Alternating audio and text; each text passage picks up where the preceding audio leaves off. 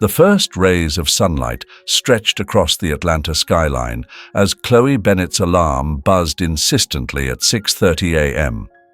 She had a court appointment at 9 a.m., but her years as a federal prosecutor had ingrained in her the importance of preparation. Her apartment, a chic yet compact space in downtown Atlanta, mirrored her meticulous nature. Legal files were neatly stacked on her desk, and her outfit for the day was always chosen the night before. Today, however, was no ordinary day. Instead of heading to the imposing federal courthouse where she commanded attention as an assistant United States attorney, Chloe was bound for the municipal court. Her task, contesting a parking ticket she believed had been wrongly issued. Opting for a more relaxed look, Chloe chose a tailored navy blazer, a crisp white blouse, and sleek black pants.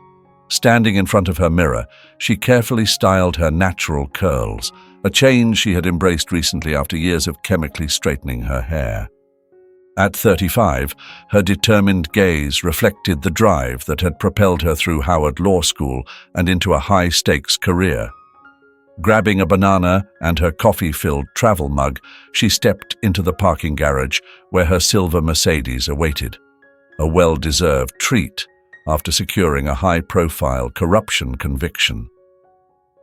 The car, a symbol of her hard work, often drew double takes from passers-by, surprised to see a young black woman behind the wheel of such a luxury vehicle.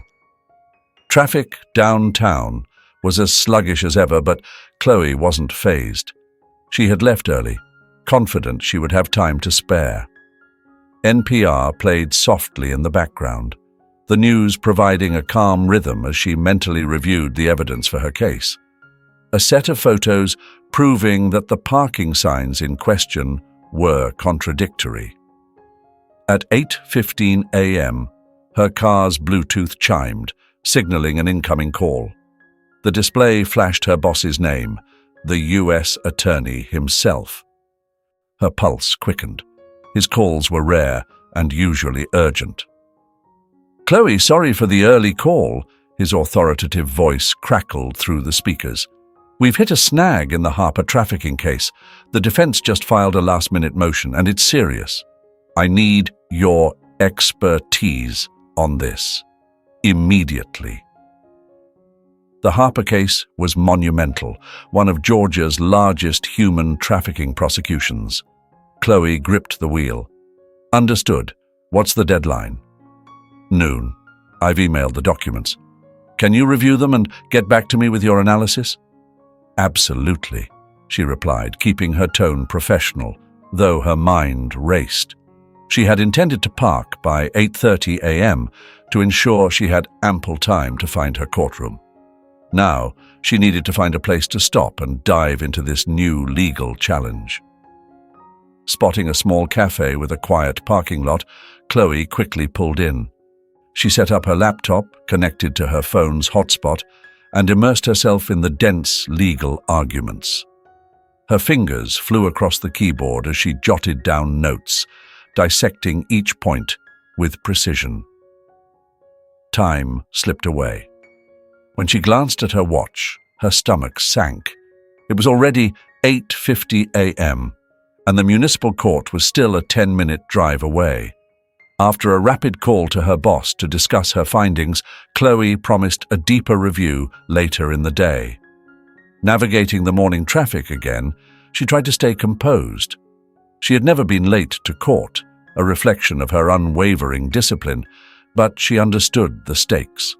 The Harper case had the power to change lives, and the morning's motion could reshape the entire trial.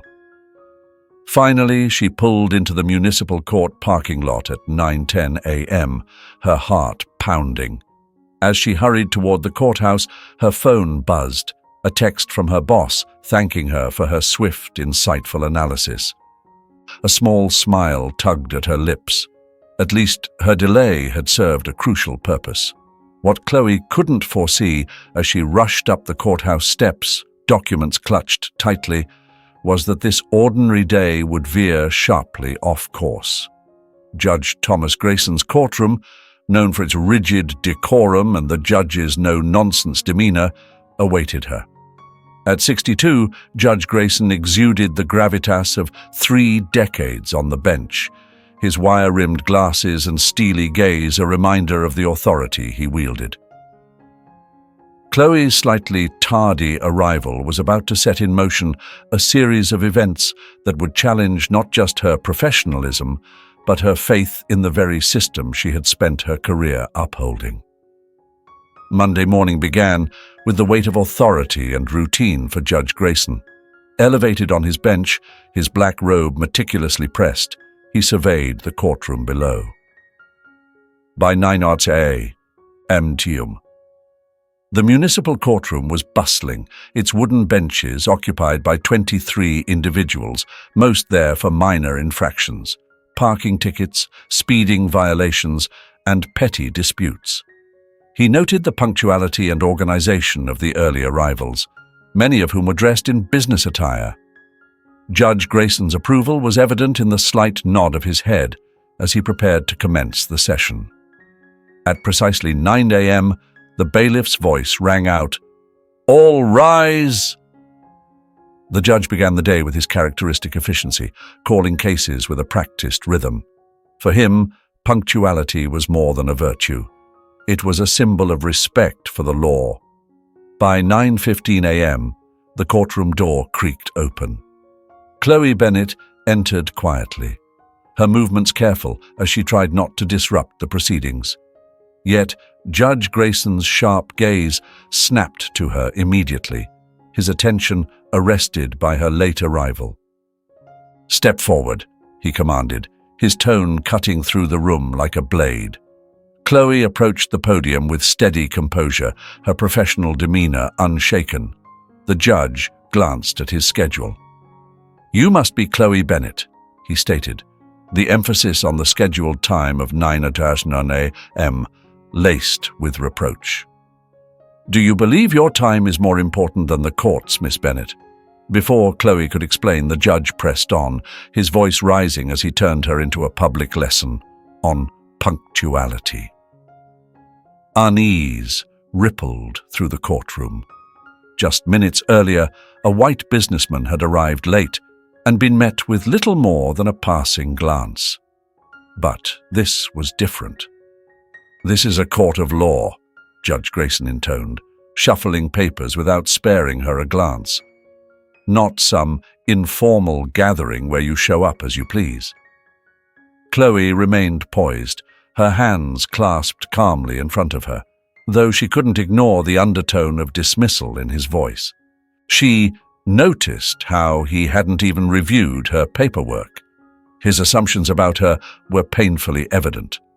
From his position near the bench, Malcolm Hayes, the bailiff, watched the exchange with a furrowed brow.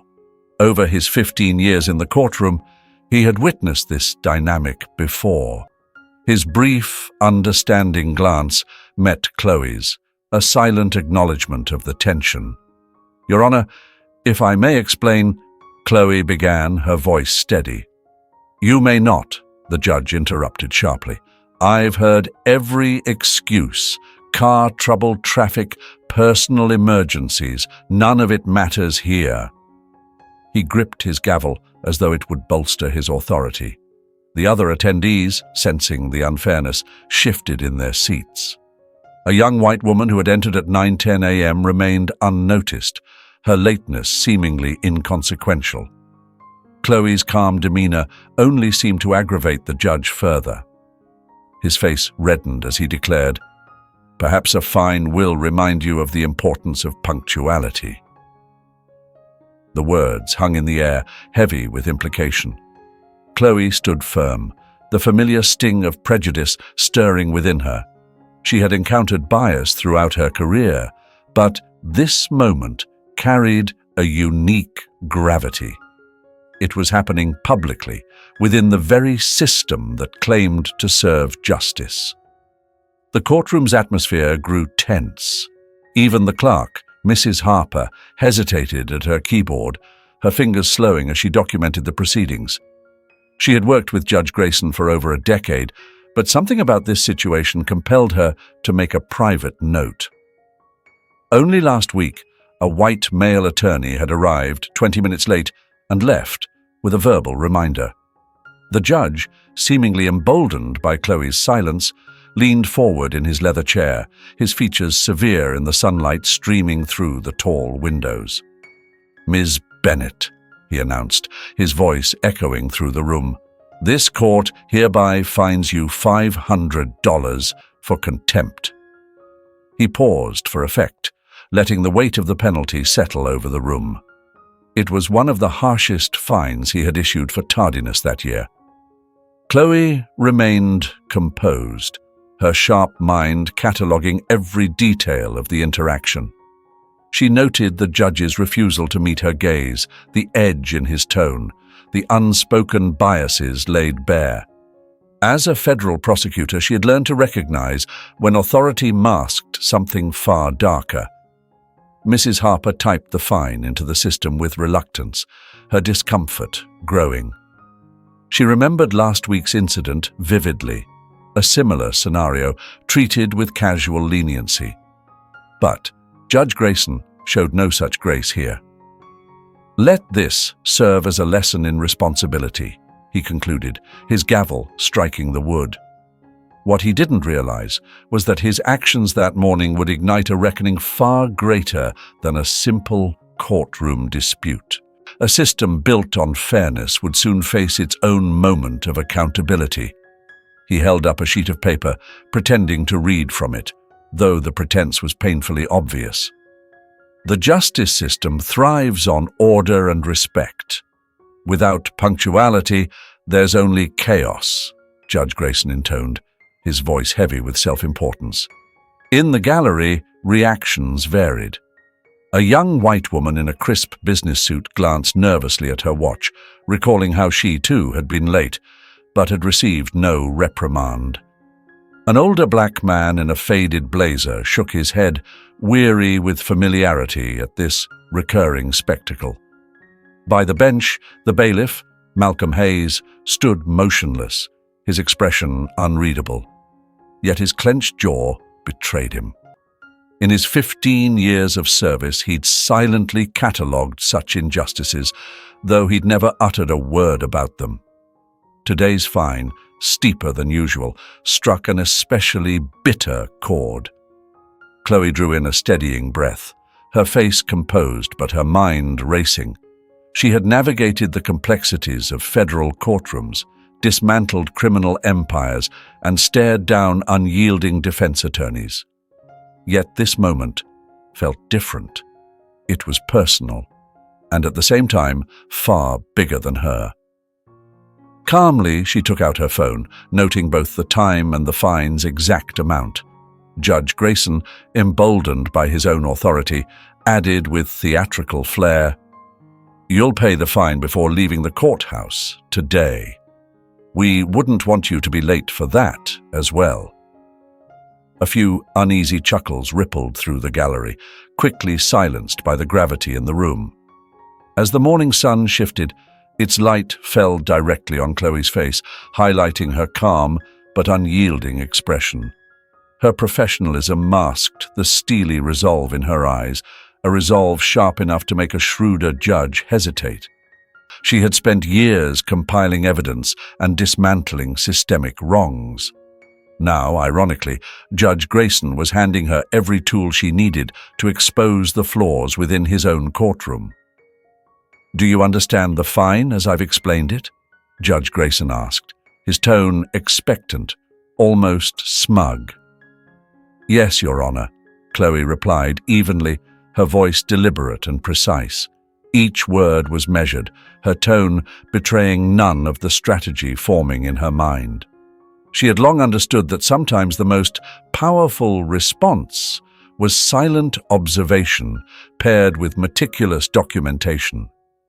The judge, interpreting her composure as submission, nodded and reached for the next case file.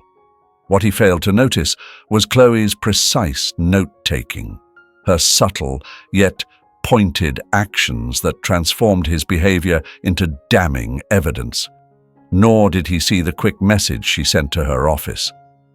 Judge Grayson believed he had asserted his dominance over the courtroom. He couldn't have been more wrong. The shift came abruptly. As Judge Grayson turned his attention to the next case, Chloe Bennett reached into her briefcase. The quiet rustle of leather broke the heavy silence, drawing every eye in the room. She withdrew a badge holder, the gold seal of the United States Department of Justice gleaming in the morning light. "Your Honor?" Chloe's voice carried a new weight, sharp and unyielding, stopping the judge in his tracks. "Before we proceed, I need to properly introduce myself for the record." She raised her badge, the federal emblem unmistakable. "I am Assistant United States Attorney Chloe Bennett, currently serving in the Northern District of Georgia." The effect was instantaneous. The color drained from Judge Grayson's face, his poised hand freezing mid-motion as it reached for the next file. The courtroom fell into a stunned silence, the faint hum of the ceiling fan suddenly loud. Mrs. Harper, the court clerk, halted her typing, fingers suspended above the keyboard. And for the first time in years, Bailiff Hayes allowed himself the faintest smile. "I apologize for my tardiness this morning," Chloe continued, her tone steady but commanding. "I was delayed due to an urgent federal case requiring immediate detention, the Harper human trafficking prosecution, which I believe Your Honor has seen in the news." She paused, letting her words sink in, her eyes holding his unwaveringly.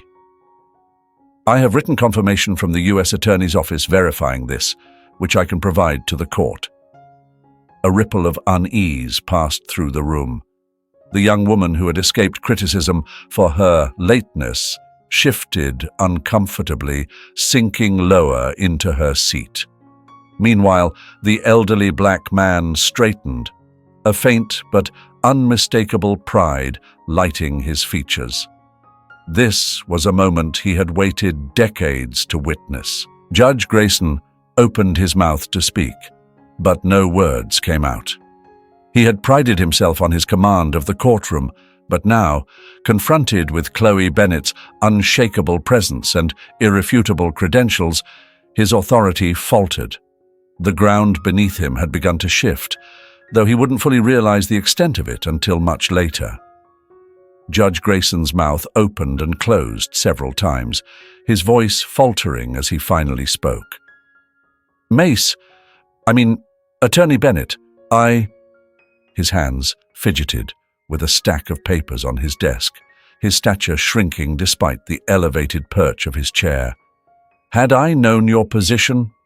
"My position," Chloe interrupted, her tone steady yet firm, "shouldn't matter, Your Honor. What matters is the impartial application of justice."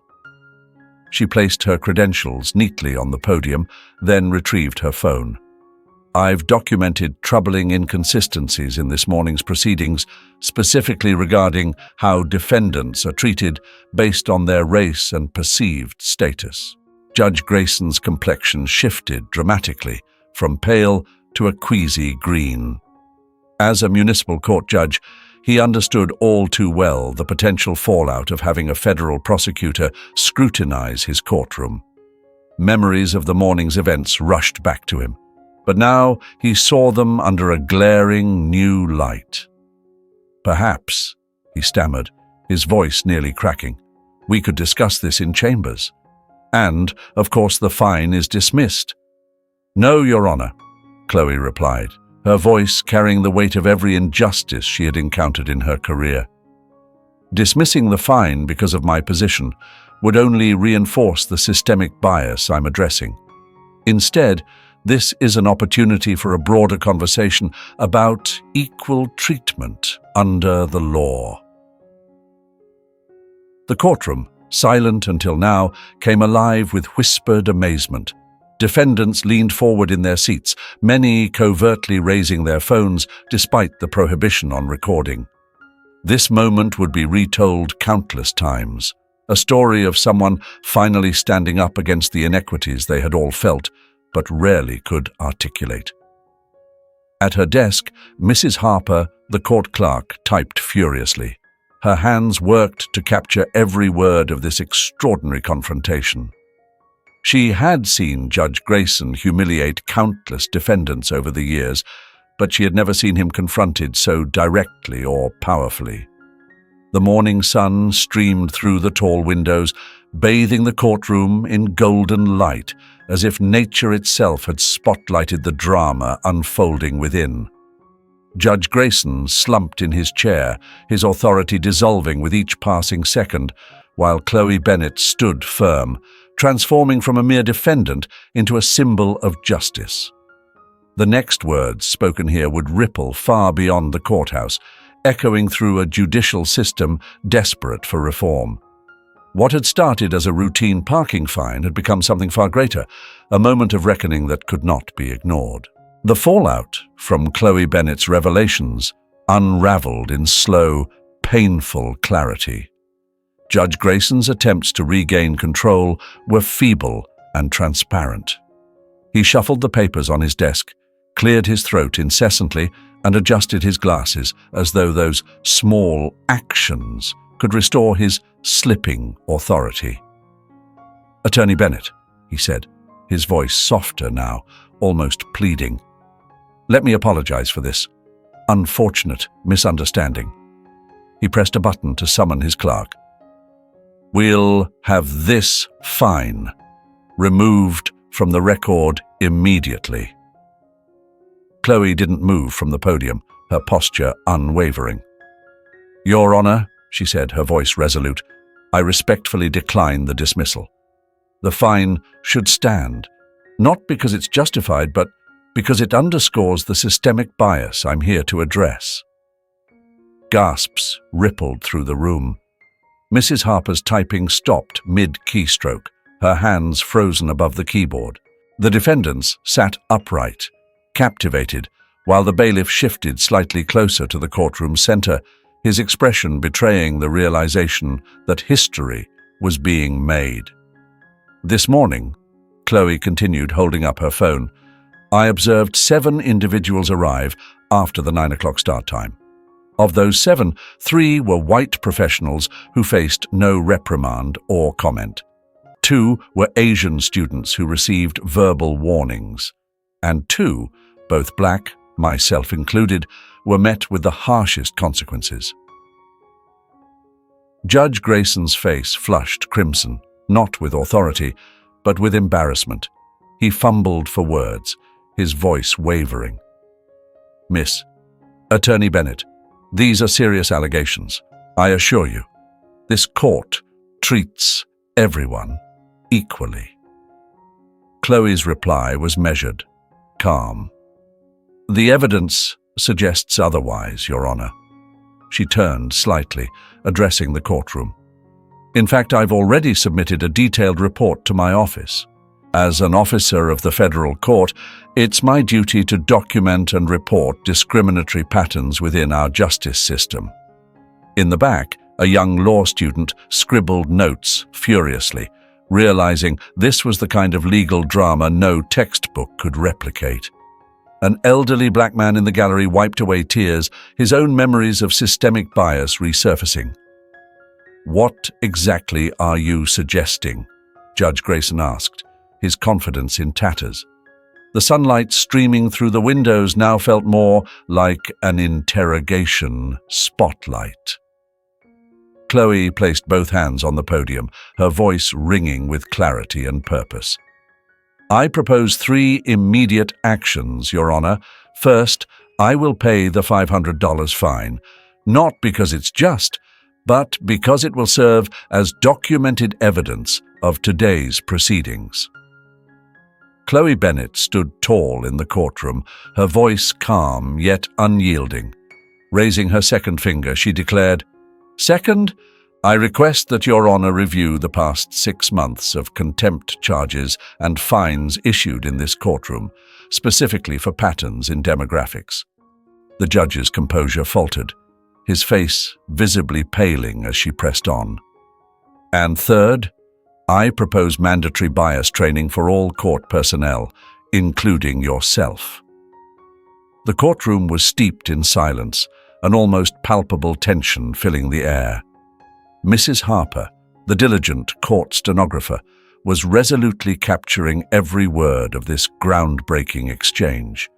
Even the bailiff, hardened by years of witnessing such injustices, nodded subtly, an acknowledgement of countless moments like this that had been ignored. Judge Grayson attempted to regain control, his voice tight as he addressed her suggestions. While these ideas may have merit, they seem rather excessive for a matter as simple as tardiness. Chloe's response was swift and unwavering. "With all due respect, Your Honor," she began, her tone unwavering, "what's excessive is the consistent pattern of racial bias that persists in our courts.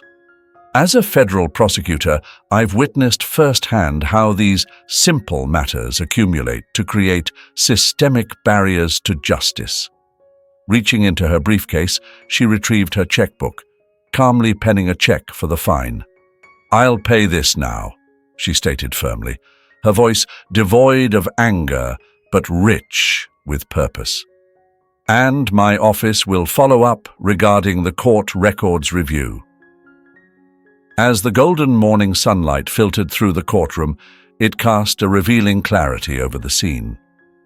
Judge Grayson sat in his elevated chair, his once imposing presence diminished.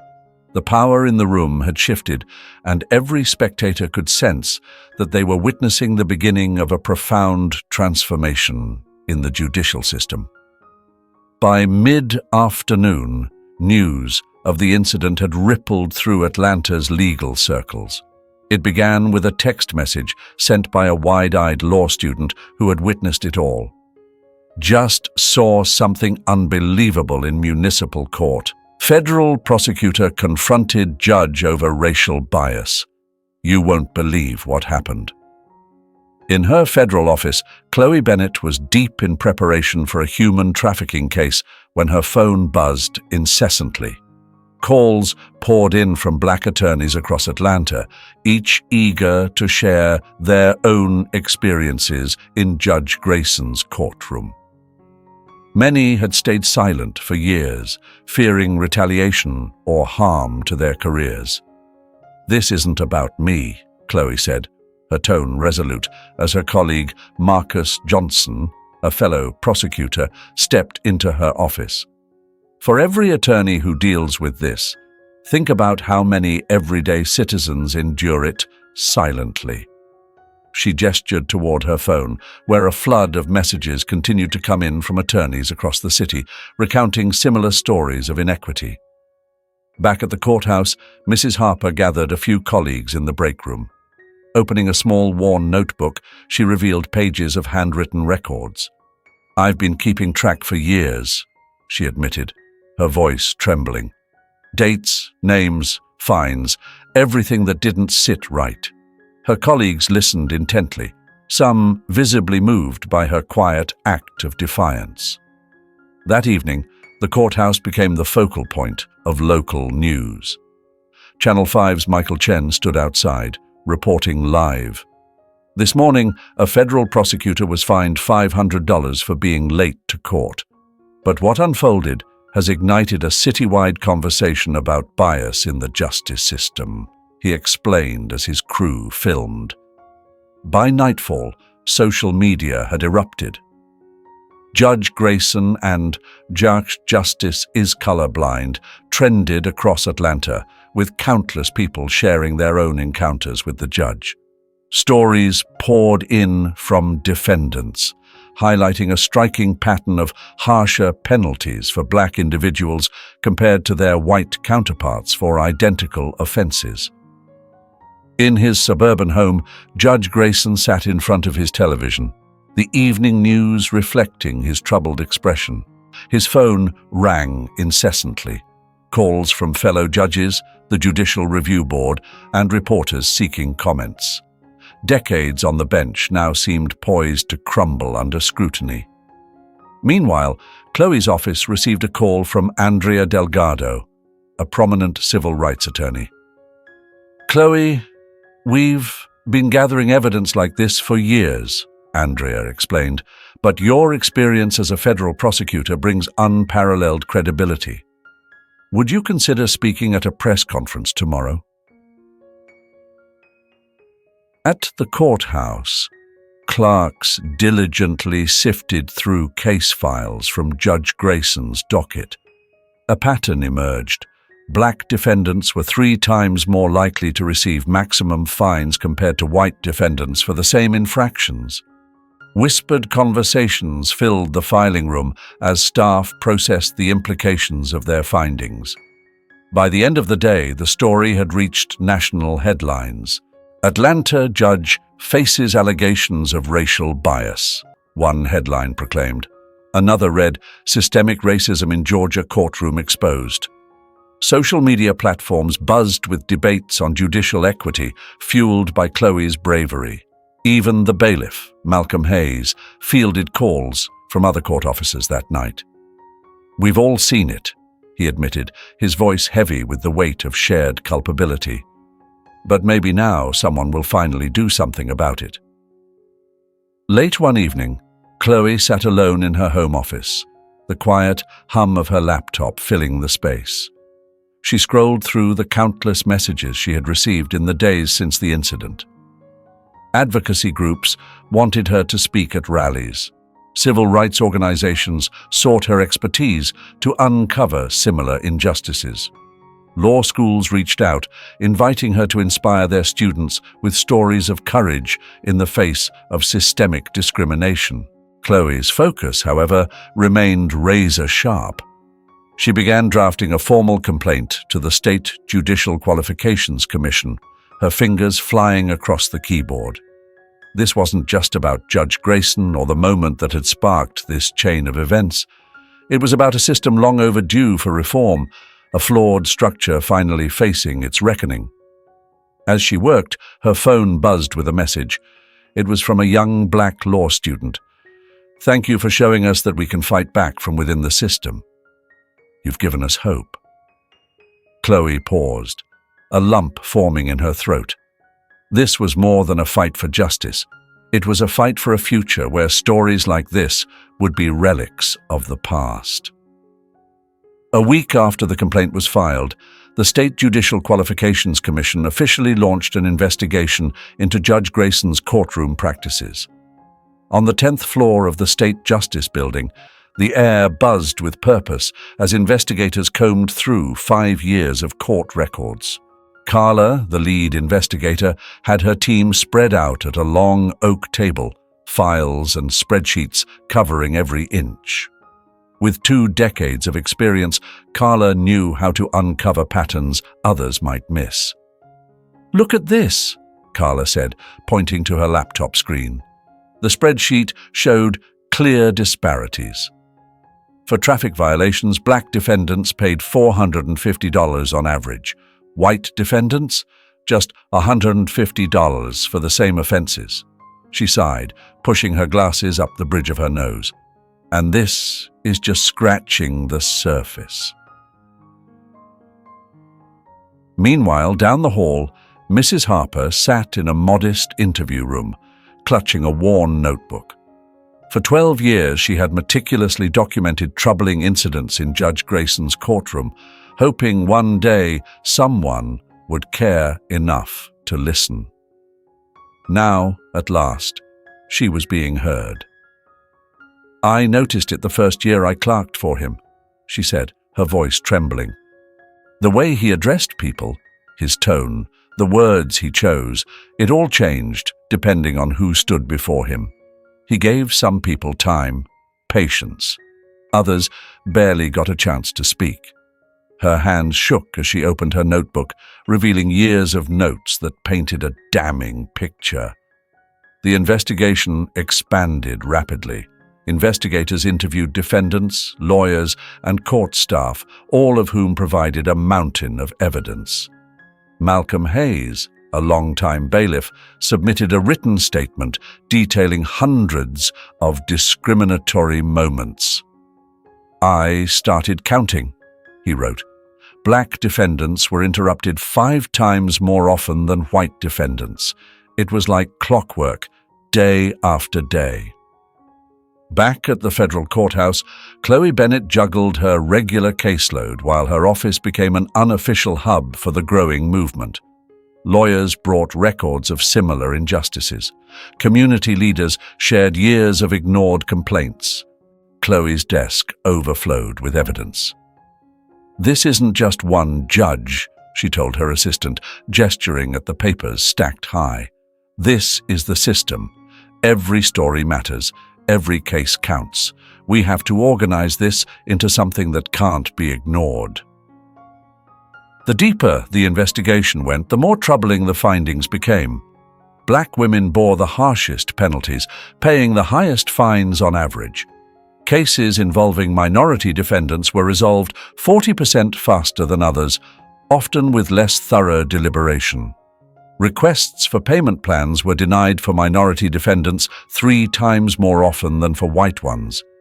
Even character witnesses for minority defendants faced more interruptions than their counterparts. Judge Grayson himself was brought in for questioning. At first, his demeanor mirrored the confident tone he used in his courtroom. But as investigators laid out their findings, data, testimonies, undeniable patterns, his confidence wavered. "I've always thought of myself as fair," he said quietly during one session, staring at the stark figures before him. "I didn't realize. I never intended." His voice trailed off, and for the first time, he seemed to confront the gravity of his actions. As the investigation broadened, an unsettling truth emerged. Judge Grayson wasn't alone. Other judges in the district exhibited similar patterns of bias in their rulings. What began as an inquiry into one judge's conduct had revealed a systemic problem that infected the entire judiciary. By the 3rd week, Carla and her team had compiled a 300-page report. It was exhaustive, filled with statistical analyses, personal testimonies, and case studies that exposed the silent yet pervasive nature of the bias. "This isn't about isolated incidents," Carla told the commission board as she placed the hefty report on the table. "This is about a pattern, a culture that has quietly shaped outcomes for years. Even those perpetuating it may not fully grasp the extent of the harm they've caused." As the investigation reached its final stages, one truth loomed larger than any single finding. The system was broken, but now the cracks were undeniable. The question was no longer whether change was needed. It was how much and how soon. Chloe Bennett's actions had shattered the silence around an issue buried for decades, forcing long overdue accountability. Decades of systemic bias, discrimination, and inequality within the justice system now stood exposed, demanding not just temporary fixes, but fundamental reform. The question wasn't simply what would happen to Judge Grayson. It was whether the justice system could rebuild itself on a foundation of fairness. 3 months after Chloe's pivotal courtroom moment, the justice system in Atlanta began to transform. Sunlight streamed through the windows of the city's main courthouse as workers installed a new sign: Center for Judicial Education and Equality Training.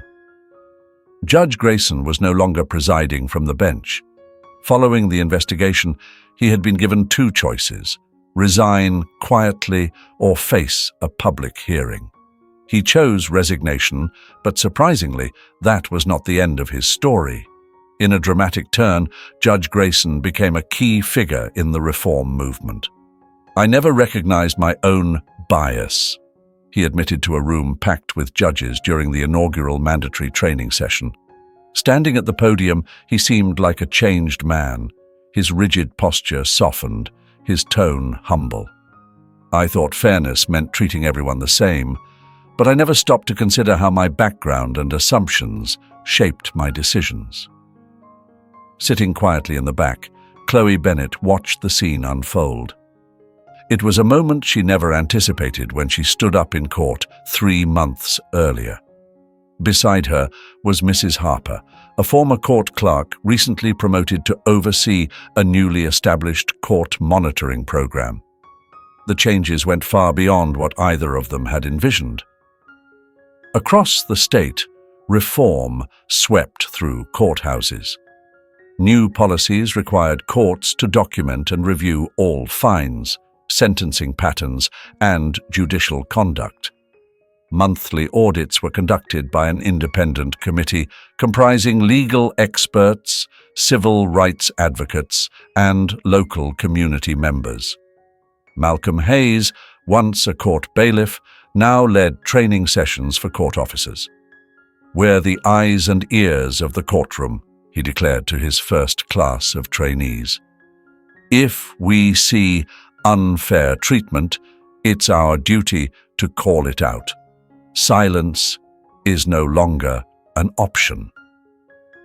In her federal prosecutor's office, Chloe had framed the $500 fine receipt from Judge Grayson's court on her wall. For her, it symbolized transformation and the power of speaking out. Hanging below it was a photograph of her with a group of law students. Every week, she taught a class on ethics and bias in the legal system. Meanwhile, the local bar association introduced a reporting system for lawyers to document instances of bias, receiving over 200 reports in its first month. Each case was meticulously investigated, revealing patterns that guided further reform. "This isn't just about punishment," Chloe explained during a televised interview. "It's about rethinking how we deliver justice. Everyone who walks into a courtroom deserves respect, no matter their race, gender, or background." The ripple effect extended beyond Atlanta.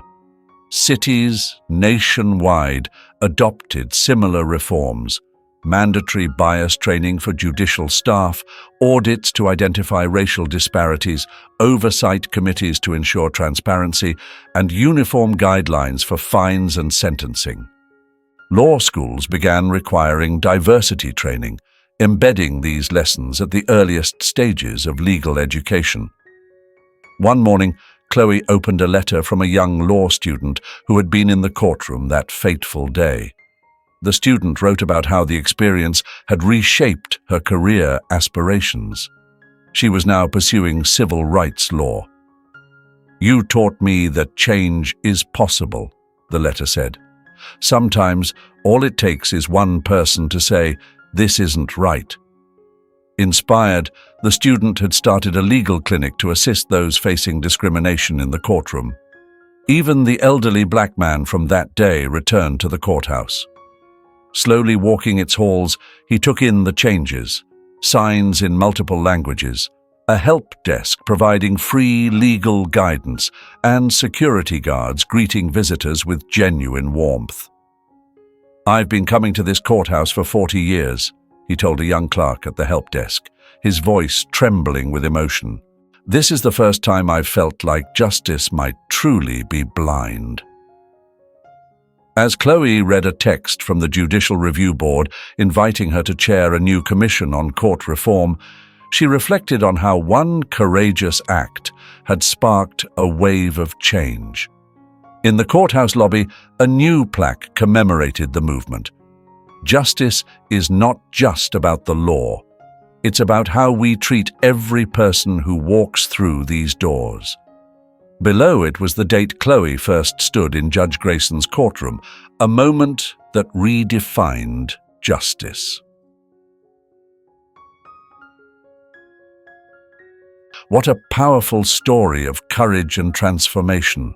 Chloe Bennett's journey reminds us of the immense power one voice can have against injustice. Her decision to stand firm, even when confronted with systemic bias and authority, wasn't just about a parking fine. It was about shining a light on inequities that have persisted for far too long. What makes Chloe's story so inspiring isn't just her boldness in calling out unfair treatment. but her unwavering professionalism and composure.